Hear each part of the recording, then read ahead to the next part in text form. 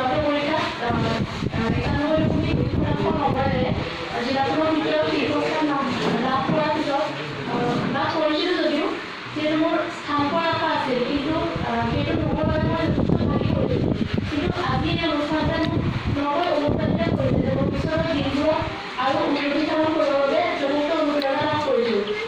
আৰু এই ফলাফলত মোৰ আজি এই বিষয়ত মই আমাৰ নামনি মাজুলী মহাবিদ্যালয়ৰ শিক্ষাগুৰুসকল আৰু মোৰ পৰিয়াল, মোৰ মা দেউতা, খুৰা খুৰী আৰু মোৰ বন্ধু বান্ধৱ সকলোকে ধন্যবাদ জনাইছোঁ। এই বিষয়ত সম্পূৰ্ণ সুবিধা তেওঁলোক।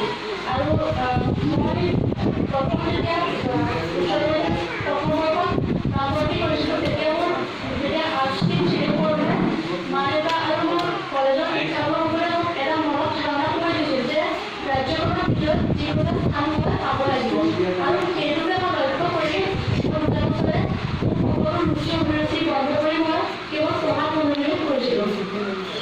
যদিও যথেষ্ট কষ্ট কৰিছিলোঁ, কিন্তু 20 নম্বৰৰ বাবে মই স্থানৰ পৰা ধৈৰ্য দিবলগীয়া হ'ল।